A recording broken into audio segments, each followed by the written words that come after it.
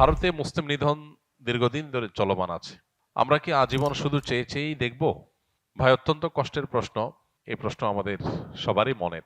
পৃথিবীর ইতিহাসে সবচেয়ে জঘন্যতম সংখ্যালঘু নির্যাতন সবচেয়ে খুল্লম খোলাভাবে যে জায়গায় হয় তার নাম ভারত। এত খুল্লম খোলা, এত জঘন্যভাবে সংখ্যালঘুদের উপর নির্যাতন পৃথিবীর অন্য কোনো জায়গায় হয় না। অভিশপ্ত ইসরায়েলিরা যে ফিলিস্তিনে যেটা করছে সেটাকে তো সংখ্যালঘু নির্যাতন বলা চলে না, সেটা তো আগ্রাসন, দখলদারিত্ব।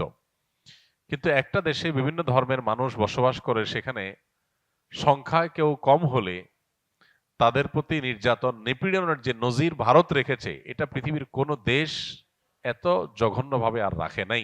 তো এই জন্য প্রথম কথা হলো, ভারতের মাজলুম অসহায় মুসলমান, নির্যাতিত মুসলমানদের পাশে আমাদের সামর্থ্য অনুযায়ী দাঁড়ানোটা ফরজ। যতটুকু সামর্থ্য আছে ততটুকু, কিন্তু দাঁড়াতে হবে আমাকে।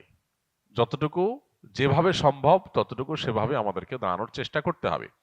আমরা যদি মনে করি আমরা তো ভালো আছি, তো এটা হবে আমাদের সবচেয়ে বড় ভুল। কারণ কখনো কোনো মাজলুম মানুষের কষ্ট দেখে আমি তো ভালো আছি এই চিন্তা যারা করে, একসময় তারাও সেই কষ্টে পতিত হয়। অতএব আমাদের ঈমানি যে চেতনা, আমাদের যে মানবিক মূল্যবোধ, সেটার তাগাদায় ভারতের মুসলিম নিধন, ভারতে মুসলমানদের মসজিদ, মাদ্রাসা একের পর এক উচ্ছেদ করা, দখল করার যে মহোৎসব চলছে, সেখানে বিভিন্ন ছুতা অজুহাতে বিভিন্ন নাটক সাজিয়ে সেখানে মুসলমানদের নিধন করাকে যে হালাল করা হচ্ছে, এটার বিরুদ্ধে আমাদের প্রত্যেকটা মানুষকে সর্বোচ্চ প্রতিবাদ যার যার জায়গা থেকে জানাতে হবে, এবং সেখানে এ জাতীয় জুলুম যেন বন্ধ হয় সেটার জন্য আমাদের সরকারকে চাপ দেওয়া, সরকারের মাধ্যমে প্রতিবাদ জানানো, রাষ্ট্রীয়ভাবে বিভিন্নভাবে, এটা আমাদের অব্যাহত রাখতে হবে। ইতিমধ্যে আমাদের সরকারিভাবে আলহামদুলিল্লাহ নিন্দা জানানো হয়েছে এবং সেখানে সংখ্যালঘু মুসলমানদের প্রতি জুলুম বন্ধ করার আহ্বান জানানো হয়েছে। সন্দেহাতীতভাবে এটা প্রশংসনীয় কাজ, এটা অব্যাহত রাখতে হবে। আমাদের সবচেয়ে লজ্জা হয় যখন আমরা দেখি যে ভারতীয়রা বা ভারত আমাদেরকে বলে যে দেশে সংখ্যালঘু হিন্দুদের প্রতি জুলুম বন্ধ করতে। এটা যখন তারা বলে, এটা হয় আমাদের সবচেয়ে বড় লজ্জার কারণ, সবচেয়ে অবাক করা বিষয়। কারণ ব্যাপারটা এরকম যে চালনি সুইকে বলে যে তোমার পেছনে ছিদ্র আছে।